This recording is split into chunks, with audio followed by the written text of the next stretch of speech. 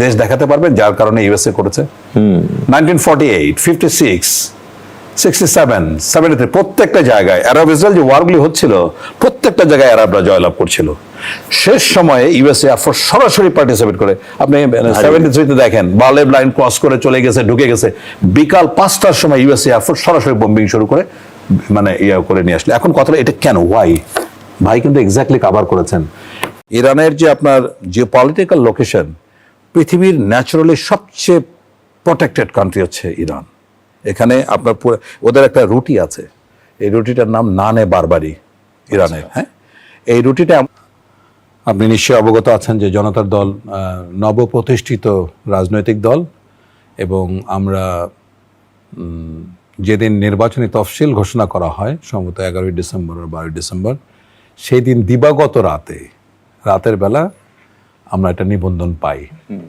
So নির্বাচনের জন্য মোট আমরা 37 দিন সময় পেয়েছিলাম। এই দলটা আত্মপ্রকাশ করেছে গত 20শে মার্চ 2025-এ।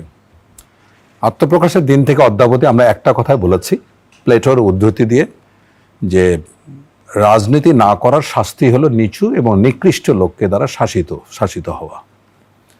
তো এই মানুষে আমরা, বিশেষ করে রিটায়ার্ড মিলিটারি অফিসার্স অনেকে, আমাদের একটা কনভিকশন যে দেশ আমাদের অনেক কিছু দিয়েছে, আমরা দেশকে তেমন কিছুই দেইনি। তো সরকার আমাদেরকে যে অবসর দিয়েছে, সেই অবসরকে আমরা প্রত্যাখ্যান করে দেশের জন্য আমরা কিছু করতে চাই। এখন আমরা গত 54 বছর বাংলাদেশের রাজনীতির যে অচল আয়তন, একদম মোটা দাগে যদি বলতে চাই, তাহলে জন আকাঙ্ক্ষা পূরণ করতে সকল রাজনৈতিক দল যারা রাষ্ট্র ক্ষমতায় ছিল সবাই ব্যর্থ হয়েছে। নির্বাচন কি সুষ্ঠু হয়েছে? নির্বাচন সুষ্ঠু কিছু হয়েছে, কিছু ভালো মন্দ তো মিলেই আছে। এই গত নির্বাচনটা ভোট গ্রহণটা ভালো হয়েছে। আমি প্রার্থী ছিলাম, ভোট গ্রহণটা সুন্দর হয়েছে, কিন্তু নির্বাচনের আগে এবং পরে যত ধরনের নির্বাচনে নেতিবাচক প্রভাব পড়ার কথা, কালো টাকা প্রভাব, ভয়ভীতি, ভোট কাউন্টিং এর জটিলতা, এগুলি সবগুলি, এমন কোনো জিনিস বাদ নেই। আজকের অনুষ্ঠানের পরের অংশে আমরা এই ব্যাপারে আর একটু আলোকপাত করব। এবার আমরা মূল আলোচনায় আপনার অনুমতি নিয়ে যাচ্ছি। প্রফেসর রশিদ, আমরা শুরুতেই জানতে চাইবো যে ওয়াই ইরান, মানে মধ্যপ্রাচ্যে মানে ইরানই কেন বারবার আক্রান্ত হচ্ছে, এবং why Iran is the only Muslim country যারা ইউএস এর বিরুদ্ধে লড়ছে? জি, ধন্যবাদ। ইরানে কেন তারা টার্গেট করছে, এটা যদি একটু খুলে বলতে হয় তাহলে আমাকে বলতে হবে যে এটার পিছনে মূল কারণ হলো ইসরায়েল। কারণ আপনি জানেন, যদি ইসরায়েল তার বাচ্চাদেরকে, ইহুদিরা একটা জিনিস, একটা ম্যাপ শিখায় যে বৃহত্তর ইসরায়েল রাষ্ট্র হবে কতটুকু এলাকা নিয়ে, তো সেখানে একটা বিরাট অংশ আরব দেশের এবং ইরানেরও একটা অংশ পড়েছে। তো ইসরায়েলের যদি আপনি হিস্ট্রি বলতে যান তাহলে দেখবেন যে এই ইহুদিরা খুবই নির্যাতিত ছিল ইউরোপে, এবং ইউরোপে থাকতো, এবং তাদের নির্যাতনটা এই পর্যায়ে ছিল যে হিটলারের সময় তারাই দাবি করে যে তাদের 60 লক্ষ ইহুদিকে হিটলার নির্মমভাবে হত্যা করেছে, বা হিটলারের বাহিনী। আর একটু আগে যদি যান, যখন ওসমানী খেলাফতের সময়, তখন রাশিয়া বা ইউরোপে এই ইহুদিদেরকে নির্যাতিত করা হইতো। আপনি দেখবেন যে সুলতান সুলাইমান আল কানুনি, উনি এই ইহুদিদেরকে নিরাপদে থাকার জন্য ব্যবস্থা করে দিয়েছিলেন ওসমানী ল্যান্ডে, এবং ইহুদিরা দীর্ঘকাল ওসমানী ল্যান্ডে নিরাপদে থাকে, আরামায়েশে থাকে। এবং পরবর্তীতে হিটলারের নিধনের পরে এই ইহুদিদেরকে ওই সময়, দ্বিতীয় বিশ্বযুদ্ধের সময়, ফিলিস্তিনে কিছু ইহুদিদেরকে আশ্রয় দেওয়া হয়, এবং এই আশ্রয়টা ছিল ফিলিস্তিনিদের সবচেয়ে বড় মারাত্মক পরাজয়। মানে তাদের পরবর্তীতে এটাই তাদের জন্য বিরাট কাল হয়ে দাঁড়িয়েছিল, যে এই ইহুদিরা পরবর্তীতে ব্রিটিশদের তত্ত্বাবধানে, ব্রিটিশদের সহযোগিতায় যখন ওসমানী খেলাফত বিলুপ্ত হয়, এবং পরবর্তীতে যখন ফিলিস্তিন ওসমানী খেলাফতের অংশ থেকে বের হয়ে আসে, তখন ব্রিটিশরা এটাকে দখল করে ইহুদিদেরকে ওখানে বসায়, বিশ্ব থেকে ইহুদিদেরকে খুঁজে এনে, কাচিয়ে এনে তারা ওখানে বসায়, এবং একটা ইসরায়েল রাষ্ট্রতে 48-এ তারা প্রতিষ্ঠা করে। ঠিক এই জায়গাটাতেই আমি আবার একটু ব্রিগেডিয়ার শামীম কামাল আপনার কাছে আসতে যাচ্ছি।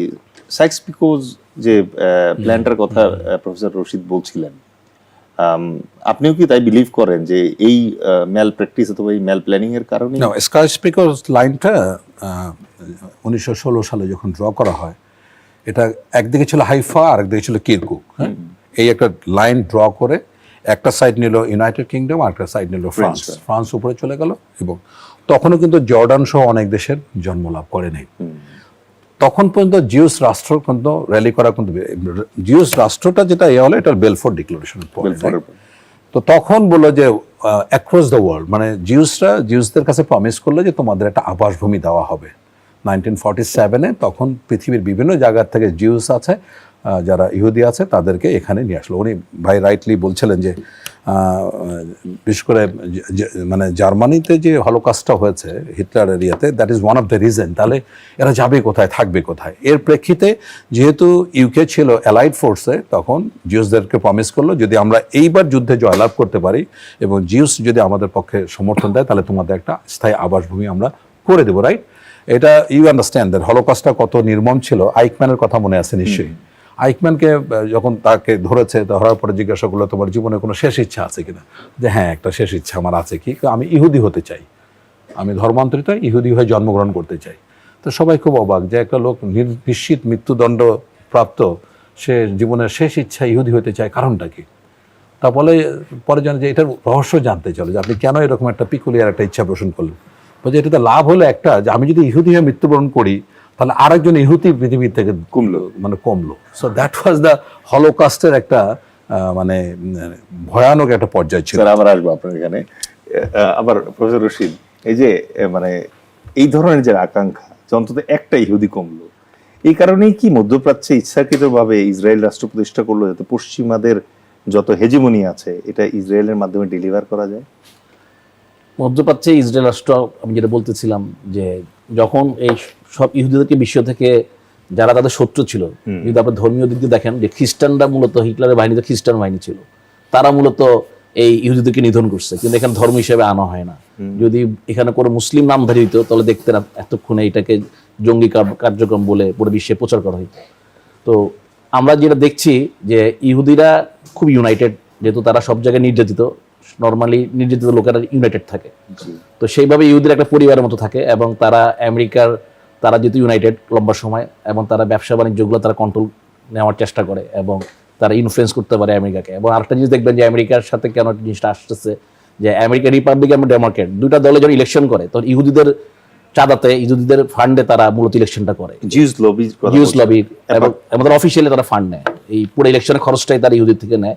এবং এই কারণে আমেরিকা রিপাবলিকান ডেমোক্রেট যারা নির্বাচিত হয়ে আসে তারা ইহুদিদের যে কোনো অন্যায় জিনিস তারা চেপে যায়। এবং এই যে আমেরিকা পৃথিবীর সব দিক দিয়ে 1 নম্বর রাষ্ট্রে ছিল, সেই আমেরিকাকে এখন 1 নম্বর সন্ত্রাসী রাষ্ট্রে পরিণত করেছে মূলত ইসরায়েল। এই আমেরিকার এই ইসরায়েলের সন্ত্রাসী কার্যক্রম বা ইসরায়েলের এই ফিলিস্তিন দখল করা বা এইভাবে ধর্মের উপরে শুধু ফিলিস্তিনে মুসলিম হওয়ার কারণে বা আরেকটা নেশন হওয়ার কারণে তারা এইভাবে জেনোসাইড করে আসতেছে লাস্ট 70-80 বছর যাবত। এবং এটার দিয়ে ওয়ার্ল্ডে যারা সভ্য দেশের দাবিদার, আজকে ওয়েস্টার্ন যে কান্ট্রিগুলো, ব্রিটেন, ফ্রান্স, জার্মানি, এই কান্ট্রিগুলো এই যে ফিলিস্তিনে যে গণহত্যা হচ্ছে, এই যে লম্বা সময় হচ্ছে, এই যে তাদের ল্যান্ড দখল করে দখলদার বাহিনীকে তারা স্বাধীন রাষ্ট্র হিসেবে স্বীকৃতি দিচ্ছে, এবং অন্য ক্ষেত্রে ফিলিস্তিন যাদের রাষ্ট্র, যাদের জমি, যাদের ভূমি, তাদেরকে তারা উল্টা সন্ত্রাসী, যারা স্বাধীনতা কাজ, যারা সংগ্রামে লিপ্ত, যেমন হামাস, এদেরকে তারা সন্ত্রাসী দল হিসেবে তারা ডিক্লেয়ার করেছে এবং এদেরকে তারা রেস্ট্রিক্টেড করেছে। এবং আমরা দেখেছি যে ইরানের আক্রমণের আগে যে কাতারে যখন তারা শান্তি মিটিং হয়েছিল, ওখানেও কাতারে ইসরায়েল সব ধরনের আন্তর্জাতিক আইন পরোয়া না করে তারা আক্রমণ করে বসে এবং ওখানে তাদের ধ্বংসযজ্ঞ চলে। তো এরপর আমরা দেখেছি আমেরিকা, ইউরোপ, এসব ব্যাপার নীরব, তারা একটা নিন্দা প্রস্তাব পর্যন্ত করতে পারে না। জাতিসংঘকে তারা একটা তাদের মগের মূল্য বানিয়েছে। জাতিসংঘের কাজ হলো তাদের সন্ত্রাসী কার্যক্রমকে অ্যাপ্রুভাল দেওয়া। জাতিসংঘের মহাসচিব নাকি বলেছে যে জাতিসংঘ এখন পুরুষের স্তনের মতো অকার্যকর হয়ে উঠেছে। ঠিকই বলেছেন উনি, কারণ আপনি ইসরায়েলের যে কর্মকাণ্ড 70-80 বছর যাবত আমরা যদি দেখি, তাদের কর্মকাণ্ড, একটি কর্মকাণ্ড জাতিসংঘ ঠিক মতো তারা এটার প্রতিরোধ করতে পারে। আবার আসবো আপনার কাছে একটু, ব্রিগেডিয়ার জেনারেল শামীম কামাল, আপনার কাছ থেকে একটু ক্লারিটি চাচ্ছি আমরা। অফকোর্স এটা ট্যাকটিক্যাল লেভেলে, অপারেশনাল লেভেলে, স্ট্র্যাটেজিক লেভেলে এবং গ্র্যান্ড স্ট্র্যাটেজিক লেভেলে আমরা যেটা জানতে চাই সেটা হচ্ছে, আপনার কি মনে হয় যে সাদ্দাম হুসাইন অথবা গাদ্দাফির মতো আয়াতুল্লাহ খামেনিকে হত্যার পর ইউএস অবজেক্টিভ গেইন হলো কিনা? যদি তাদের সিওজি হয়ে থাকে, সেন্টার অফ গ্র্যাভিটি হয়ে থাকে খামেনি, তাহলে সেটা অর্জিত হলে পরে এই যুদ্ধ কি সংক্ষিপ্ত হবে না আরো দীর্ঘায়িত হবে? জি, ধন্যবাদ। মূলত যদি আপনাকে ওয়ার স্ট্র্যাটেজির প্রিজন থেকে এই যুদ্ধটাকে বিশ্লেষণ করি, তাহলে এটা তিনটা part: technical part, operational part এবং strategic part and grand strategic. সেক্ষেত্রে টেকনিক্যালি ইউএসএ বা ইসরায়েল জয়লাভ করেছে, বিকজ 153টা শহরে কত টার্গেট করেছে, কত ধ্বংস, কত লোক মারা গেছে, এটা ঠিক আছে। সেই তুলনায় ইউএস বা ইসরায়েলের ক্ষতির পরিমাণ মিনিমাম। আচ্ছা, দ্বিতীয়ত হলো যে অপারেশন লেভেলটাও আপনি ধরে নিতে পারেন যে তাদের এটা কন্ট্রোলে আছে, কিন্তু স্ট্র্যাটেজিক লেভেলে মোরালি কিন্তু ইউএসএ হেরে গেছে এই যুদ্ধটাতে। এখন আসি যে সেন্টার অফ গ্র্যাভিটি এক এক লেভেলে এক এক রকম। অপারেশন লেভেলে এটা ফিজিক্যাল, কিন্তু স্ট্র্যাটেজিক লেভেলে দিস ইজ কগনিটিভ। এটা কিন্তু মানে ফিজিক্যাল কোনো টার্গেট নয়। এখন আসেন যে যদি আমরা আলী খামেনিকে, আপনার দেওয়া নতুন আজকের যে ধারণা খোমেনি এবং খামেনির, আলী খামেনি যদি সেন্টার অফ গ্র্যাভিটি হয় তাহলে ইট ইজ গন। তাহলে যখন আমরা যুদ্ধ করি তখন শত্রুর একটা সিজি থাকবে, আপনার একটা সিজি থাকবে। আপনি চাইবেন শত্রুর সিজিটাকে ক্যাপচার করতে, সে চাইবে আপনার সিজিকে দুর্বল করতে, রাইট? আচ্ছা, এখন যেটা বড় চ্যালেঞ্জ, এই জাতীয় পদ মানে স্ট্র্যাটেজিক বা গ্র্যান্ড স্ট্র্যাটেজিক লেভেলে কখনো ব্যক্তি ইন্ডিভিজুয়াল সিজি হতে পারে না। এটার একটা প্রমাণ দিয়েছে যারা এই সেন্টার অফ গ্র্যাভিটি বা ওয়ার গেমের মানে জনক তো হচ্ছে ইউনাইটেড স্টেটস। তারা 1999 এবং 2003 ইরাক যুদ্ধ যখন হলো তখন বললো যে সাদ্দাম হোসেন আমাদের সিজি। সো সাদ্দাম হোসেনকে ধরলো লেফট হুক, অপারেশন লেফট হুকের মাধ্যমে। সাদ্দাম হোসেনকে ধরার পরে দেখা গেল যে মোর্তাদ আল সদর নতুন নেতৃত্ব উঠে আসলো। তখন ইউএসরা বললো যে যারা ওয়ার স্টাডি তারা বললো যে সিজি শিফটস। আচ্ছা, এখন আসে সবচেয়ে পিকুলিয়ার যে বিষয়টা, ইরানের বড় শক্তি। 4000 বছরের ইতিহাসে ইরানে কেউ কখনো টিকতে পারেনি, 4000 বছর ইতিহাসে। বিকজ ইরানের যে আপনার জিওপলিটিক্যাল লোকেশন, পৃথিবীর ন্যাচারালি সবচেয়ে প্রোটেক্টেড কান্ট্রি হচ্ছে ইরান।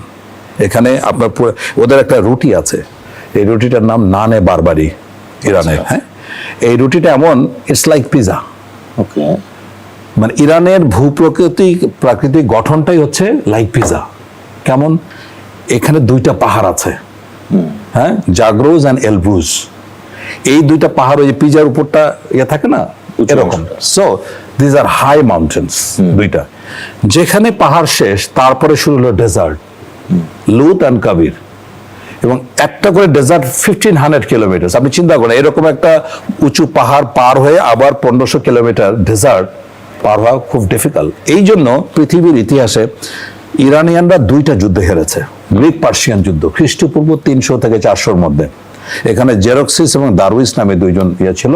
তারা যখন গ্রিসে গেছে তখন হারছে, কিন্তু ইরানে এসে কাউকে কেউ পরাজিত করতে পারে না। ইরানের যে 3-4টা এক্সপিডিশন হয়েছিল, তার মধ্যে আলেকজান্ডার দ্য গ্রেট আসছিল খ্রিস্টপূর্ব 323 সালে। আলেকজান্ডার মৃত্যুর কয়েকদিনের পরে তার ভেগে চলে গেছে। এরপরে দ্বিতীয় এক্সপিডিশন করেছিল মোগলস, চেঙ্গিস খান, অনেক লোক মেরেছিল, টিকতে পারেনি। থার্ড হচ্ছে অটোমান টুর্ক। তাহলে বিষয়টা হচ্ছে, যেভাবে আপনি বাগদাদে ঢুকে ইউএস সোলজার্স সাদ্দাম হোসেনের বাথরুমে ঢুকে সোনালি সেই সোনার তৈরি সেই ইয়ে দিয়ে মানে নব দিয়ে গোসল টোসল করলো, এইটা ইরানে সম্ভব না। যেভাবে ত্রিপোলিতে গিয়ে আপনার গাদ্দাফিকে বের করলো, এটা সম্ভব না। তার মানে এইটা ইউএসএ জানে যে দে ক্যান নেভার টাচ। তাহলে বিষয়টা কি? এখন দেখুন, আপনার যে প্রশ্ন, বেসিক্যালি এটি পলিসিটাকে তো ম্যাডম্যান পলিসি বলা হয়। মানে ট্রাম্পের এই পলিসিটাকে ম্যাডম্যান পলিসি বলে। ম্যাডম্যান পলিসির জনক হচ্ছে গিয়ে আপনার কি বলে, ওয়াটারগেট কেলেঙ্কারির যে স্ক্যান্ডালের যে রিচার্ড নিক্সন। ম্যাডম্যান পলিসির যেটা বেসিক আন্ডারস্ট্যান্ডিং, ফরেন পলিসির ক্ষেত্রে it will be extremely volatile, aggressive and brutal. এই ম্যাডম্যান পলিসির কারণে কিন্তু ভিয়েতনাম যুদ্ধে হেরেছে ইউএস, এবং that was a shock to USA.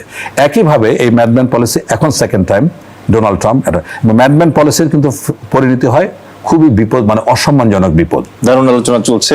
Brigadier Shamim Kamal, বিরতির পর আবার ফিরবো। শুধু দর্শক মন্ডলী, বিরতির পর আমরা ফিরবো কেন হঠাৎ আমেরিকা তাদের সকল নাগরিককে মধ্যপ্রাচ্য ত্যাগ করার জন্য বিশেষ অ্যালার্ট দিল।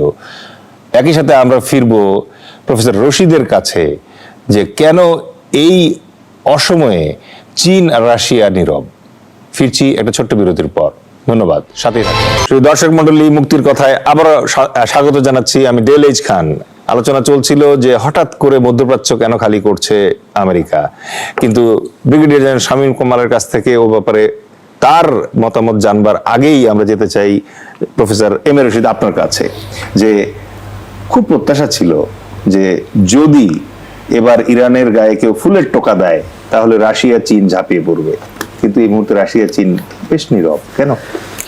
আমি এটা উত্তর দেওয়ার আগে আগের যে পয়েন্টে ছিলাম একটু, যে পার্সিয়ানরা মূলত ইরাক এবং ইরানকে নিয়ে পারস্য ধরা হইতো, এবং 6000 বছর ইতিহাসে এই পারস্য শুধুমাত্র 2 দফা পরাজিত হয়েছে। রোমানদের সাথে তার কখনো পরাজিত হয়নি। রোমানরা যখন সাম্রাজ্য বিস্তার করতেছিল, তারা প্রথম পরাজিত হয়েছে খালিদ বিন ওয়ালিদ মুহাম্মদ সাল্লাল্লাহু আলাইহি ওয়াসাল্লামের সময়, আবু বকর রাদিয়াল্লাহু আনহু খলিফা ইসলামের যখন আসেন, এবং খালিদ বিন ওয়ালিদ আল্লাহর সোর্ড, যিনি পারস্যের প্রায় 84টা যুদ্ধে পারস্যিয়ান পুরো আর্মিকে বিধ্বস্ত করে দিয়েছিলেন। আমরা যে রুস্তমের গল্প শুনি, এটা কি তখনকারই?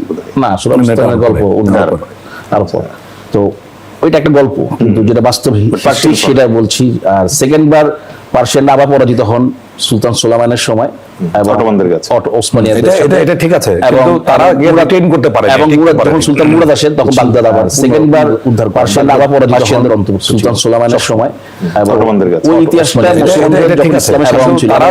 মুসলমানরা এখানে আদর্শ দিয়ে শাসন করেছে, আদর্শ দিয়ে। তো আদর্শটা যখন বিলুপ্ত হয়েছে তখন আমরা দেখেছি বর্বর এই অসভ্য এই ব্রিটিশদের কারণে তারা এই যে আরবের শাসকরা, তারা মূলত তো তারা এখানে লুণ্ঠন করার জন্য দুর্বৃত্ত শাসক, তারা এখানে বসেছে এবং তারা জনগণের বাক রুদ্ধ করেছে, জনগণের স্বাধীনতা রুদ্ধ করেছে, জনগণের চাওয়া পাওয়া রুদ্ধ করেছে। তাদের মূলত তারা একটা বেনিয়া গোষ্ঠী, তারা ইউরোপ আমেরিকাকে ধনী করাই, তাদের সম্পদ এখানকার সম্পদ ওখানে পাচার করাই তাদের মূলত লক্ষ্য, লুট করে নিয়ে যায়। লুট যারা এখন এই যে সৌদি আরব থেকে শুরু করে প্রত্যেকটা রাষ্ট্রের যারা আমরা এখানকার জনগণ মনে করি একটা ইসলামী রাষ্ট্র, তারা কখনো ইসলামী রাষ্ট্র না।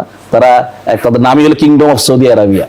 তারা হইলো একজন কিংশিপ, যেটা আল্লাহ হারাম করেছেন, ইসলামের দাবিদার হয়েও তারা এই হারাম কাজটাকে তার হালাল ভাবে চালাচ্ছেন।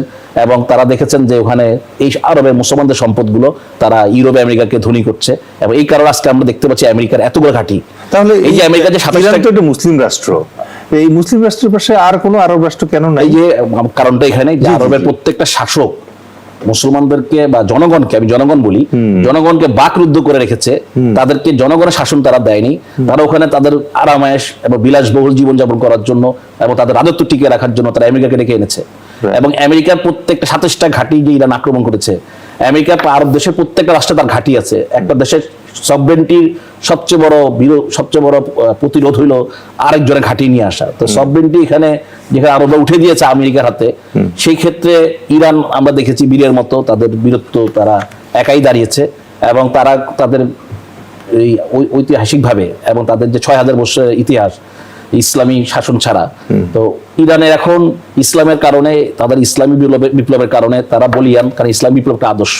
তো আমরা খোমেনির কাছ থেকে যে ইরানের বাসী যে আদর্শ পেয়েছে, সেই আদর্শের কারণে তারা বাইরের কোনো পরাশক্তির কাছে মাথার মতো করেনি। অনেকে বলে শিয়া সুন্নি সমস্যার জন্য ইরানকে কোনো মুসলিম রাষ্ট্র সমস্যা, না, এটা ভুল কথা। এখানে শিয়া সুন্নি সমস্যা না। এখানে আমি প্রথম বলেছিলাম যে ইসরায়েলের তার স্বপ্ন বড় রাষ্ট্র তৈরি করা, আর আমেরিকার স্বপ্ন এখানে সম্পদ, রাইট। তো এখানে এই যে আপনি যেটা উল্লেখ করতে চাই, যেখানে কাতার, কুয়েত, সৌদি, ওমান, যাদের কথাই বলবেন, যে এরা সবগুলো একটা ব্রিটিশদের সেই 1924 এর পর যখন ওসমানী খেলাফত বিলুপ্ত হয় এবং পরবর্তীতে রবার্ট ক্লিফ বা তারও ম্যাপ একে এখানে এক একটা করে ছোট ছোট রাষ্ট্র, যে তাদের একটা পলিসি হলো ব্রিটিশদের যে মুসলিম ল্যান্ড শুড বি মালদ্বীপের মতো ছোট ছোট ভূখণ্ড থাকবে, ওখানে একটা করে শেখ হাসিনা থাকবে, আর ওই সম্পদগুলো ওখানে পাচার হয়ে যাবে, ইসলাম পাচার করে দিয়েছে বাংলাদেশ সম্পদ। আমরা বিনয়ের সাথে আপনার কাছে রাশিয়া চীনের ব্যাপারে, এখন এখানে যেটা হয়েছে যে রাশিয়াও একটা আগ্রাসন চালিয়েছে ইউক্রেনের উপরে, যে কারণে রাশিয়া তার আগ্রাসনটাকে টিকিয়ে রাখার জন্য, ইউক্রেন দখল করার জন্য সে এখন পশ্চিমার সাথে যুদ্ধে লিপ্ত হয়েছে। পশ্চিমারা ইউক্রেনকে ছাড়ছে না, আর রাশিয়াও ইউক্রেনকে ছাড়ছে না।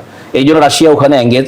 রাশিয়া এই যুদ্ধের থেকে রাশিয়ার কিছু ফায়দা আছে, যেমন ফায়দা আছে রাশিয়ার তেল তো আমরা জানি যে এম্বার্গো দেওয়া, রাশিয়ার তেল রিস্ট্রিক্টেড হয়ে আছে ইউরোপে, এই সুযোগে রাশিয়ার তেলটা যাবে। তো রাশিয়া এই সুযোগটা হয়তো নিচ্ছে, এবং রাশিয়া আগেও ইরানের সাথে গাদ্দারি করেছে, যে আমরা দেখেছি আগের যুদ্ধের 12 দিনে রাশিয়ার সিস্টেম কাজ করেনি, রাশিয়া S-400 কাজ করেনি। এখন রাশিয়া যদি প্রতিশ্রুতি দিয়েছে যে রাশিয়া এই তার এয়ার ডিফেন্সগুলো এখানে কাজ করাবে, এবং এখানে আমরা সবচেয়ে ভালো বন্ধু হিসেবে পেয়েছি চায়নাকে। চায়না তার পক্ষে যতখানি সম্ভব তারা সহযোগিতা ইরানকে করছে, এটা প্রতীয়মান হয়। এবং ইরানকেও আমরা এখানে আমার আন্ডারমাইন করার কোনো স্কোপ নাই, কারণ ইরান নিজেও প্রযুক্তিতে অনেক উন্নত, ইরান নিজে একটা ধনী দেশ, ইরান নিজেও একটা ইউনাইটেড নেশন, এবং ইরানের অনেক প্রক্সি ফাইটার আছে, এবং আশেপাশে আমরা যেখানে ইসরায়েলের জন্য যে প্রতিদ্বন্দ্বিতা হয়েছে ইরানের, যে Iran already Yemen, Lebanon, Iraq, তাদের অনেক ইনফ্লুয়েন্স আছে বা তাদের প্রক্সি আর্মি আছে ওখানে। সেই ক্ষেত্রে ইসরায়েল এই জায়গাটা নেওয়ার জন্য তার এই যুদ্ধ ছাড়া তার বিকল্প নেই। সে ভেবেছে, আপনার আলোচনা থেকে কি ধরনের সহায়তা রাশিয়া এবং চীন ইরানকে দিচ্ছে এবং দিতে পারে এটা আমরা বুঝতে পেরেছি, বাট দর্শকদের ভিতরে একটা প্রশ্ন থাকে, ইসরায়েলের পাশে যেরকম সশস্ত্র ভাবে ইউএসএ এসে দাঁড়িয়েছে, ইরানের পাশে কি রাশিয়া অথবা চীন সেভাবে এসে দাঁড়ানোর কোনো সম্ভাবনা বা সুযোগ আছে? যুদ্ধের প্রেক্ষাপটে তারা সামনে, এখানে একটা বিষয় হলো রাশিয়া, ইসরায়েল এবং আমেরিকা আগের থেকে ওতপ্রোতভাবে জড়িত, এবং পশ্চিম ব্রিটিশ বা ফ্রান্স, জার্মানিও জড়িত ইসরায়েল রাষ্ট্রের ব্যাপারে। আপনি বলেছেন যেহেতু এখন ইসরায়েল এখানে যুদ্ধে লিপ্ত, তাই তাদের যারা রক্ষক, আজকে আমেরিকা ছাড়া ইসরায়েল জিরো। যদি আমেরিকা যদি কালকে ইসরায়েলকে ছেড়ে দেয়, তাহলে আমেরিকা 24 ঘন্টা টিকতে পারবে না, ইসরায়েল টিকতে পারবে না। এই ক্ষেত্রে ইরানের পাশে, ইরান তো কারো সাহায্য চাচ্ছে না, ইরান নিজের শক্তিতে বলিয়ান, সে আল্লাহর উপর ভরসা করে, সে এখন যেই তার টেকনোলজি অ্যাটাকগুলো সে দেখাচ্ছে, যেমন হাইফা বা তেল আবিব পুরো ধ্বংস হয়ে যাচ্ছে, তো ইসরায়েল মনে করেছিল যে ইরানের এই ক্যাপাসিটি আমেরিকা আগে ধ্বংস করে দিবে, তো তাদের এই ভুল অ্যাসেসমেন্ট। মানে আপনি এবং সাধারণ জনগণ ইরানের যে এই যুদ্ধটা এবং ইরানের উপরে চাপিয়ে দেওয়া যে যুদ্ধটা, এটার ব্যাপারে তাদের ক্ল্যারিটি আছে, কিন্তু বাংলাদেশের পররাষ্ট্র মন্ত্রণালয় যে গেজেটটি প্রকাশ করেছে সেটা পড়ার পর সাংবাদিক নুরুল কবির বলেছে যে এটা নাকি শকিং, যে একটা জায়গায়ও ইসরায়েল এবং আমেরিকা যৌথভাবে যে আক্রমণ করছে, বর্বরচিত আক্রমণ করছে ইরানের উপরে, এই দুইটা নামের উল্লেখ নাই, আই কোট আনকোট বলা আছে এখানে, no mention of the duos. এবং উনি বলছেন this is a great shock from the foreign ministry of Bangladesh. Do you agree? আমি এখানে একটু বলতে চাই, বাংলাদেশের আমরা হলাম গরিবের ভাবি আর কি। আচ্ছা, আমাদের পররাষ্ট্র গরিবের ভাবি, তো এখানে যেটা যখন তারা কোনো কিছু মূল্যায়ন করতে যায়, তখন তাদেরকে দেখতে হয় যে আমাদের 20% গার্মেন্টস আমেরিকাতে রপ্তানি হয়, ইউরোপে রপ্তানি হয়। যদি কালকে আমরা আমেরিকা ইউরোপের বিরুদ্ধে কিছু বলি, তাহলে আগামীকালকে তারা গার্মেন্টস অর্ডার কমিয়ে দিবে, গার্মেন্টস অর্ডার কমিয়ে দিলে গার্মেন্টস লোকের আসতে আসবে বিক্ষোভ করতে, সরকারের পতন হবে। তো সরকারকে টিকিয়ে রাখার জন্য বা আমেরিকা ইউরোপের চাপ সহ্য করার জন্য এক গার্মেন্টস দিয়ে আমরা সবসময় পাশ্চাত্যের কাছে বন্দী হয়ে আছি। ধন্যবাদ। আবার আপনার কাছে ফিরবো, ব্রিগেডিয়ার শামীম কামাল, আসলে কি তাই, মানে গরিবের ভাবি আঁচল ঝাড়া দিল, চুপ থাকলেও তো পারতো? হ্যাঁ, সেটা বুদ্ধিমানের কাজ ছিল। দেখুন, যখন আলী খামেনিকে হত্যা করা হলো, একজন রাষ্ট্রপ্রধান, একজন ধর্মীয় নেতা হিসেবে সেখানে শোক বার্তা দেওয়াটা, এটা ডিপ্লোম্যাটিক মানে কৃষ্টির মধ্যে পড়ে, প্র্যাকটিসের মধ্যে পড়ে, এ পর্যন্ত সীমিত ছিল। তারপরে কিন্তু বাংলাদেশকে কেউ কিন্তু জোরাজুরি করে নাই, মানে অহেতুক আকবরিয়ে খুব অল্প সময়ের মধ্যে প্রতিক্রিয়া জানানোটা আমি মনে করি এটা খুব বুদ্ধিদীপ্ত কোনো কাজ হয়েছে।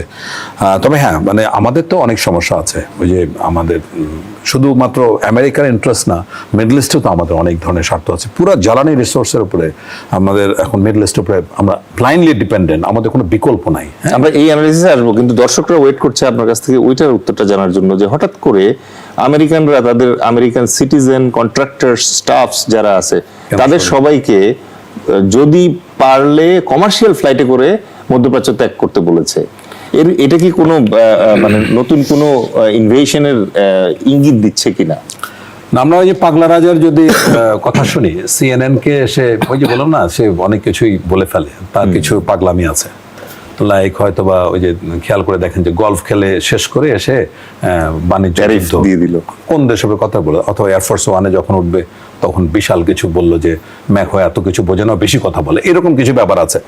সে CNN কে এবার খুব মজার কিছু কথা বলেছে, যে আমি ভাবতেও পারি নাই যে ইরান এভাবে রিটালিয়েট করবে, এরকম একটা কথা। সেকেন্ডলি হচ্ছে, সে বলছে যে, খেয়াল করছেন কিনা জানি না, যে আমি যে প্ল্যানটা দিয়েছি আমার অ্যাডমিনিস্ট্রেশনকে তারা বিরোধিতা করছে প্রথম থেকেই, বলে ফেলছে এটা। সে বললো যে এই যুদ্ধটা 4 থেকে 5 সপ্তাহ পর্যন্ত চলতে পারে।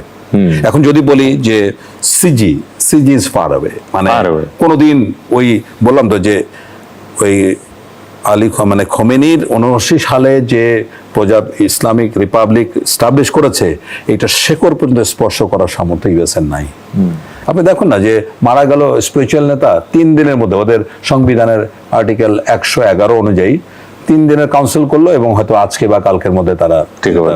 তাহলে হয়েছে কি যে বিষয়টা, এটা আমি আগেই অনেক জায়গায় বলেছি যে যেসব জাতি নেতৃত্বের মানে অস্তিত্বের সংকটে ভোগে সেখানে নেতৃত্ব তৈরি হয় সকাল বিকাল। প্যালেস্টাইনে দেখেন ইসমাইল হানিয়াকে মারলো, আরেকজন চলে আসলো, কিন্তু মনস্টার বা দানব তৈরি করতে কিন্তু 40-50 বছর লাগে।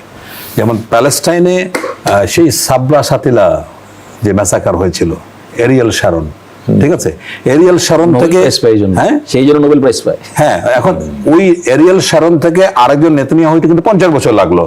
কিন্তু আপনি প্যালেস্টাইনের আজকে হামাসের আজকে নেতাকে হত্যা করেন, সকালে বিকালে দিবে একজন, সন্ধ্যায় একজন দিবে, তারপর সো যদি লিডারশিপকে আপনি টাচ করতে না পারেন তাহলে তো আপনার সিজি দখল করা হবে না। আউট অফ বাউন্ড করছে কেন?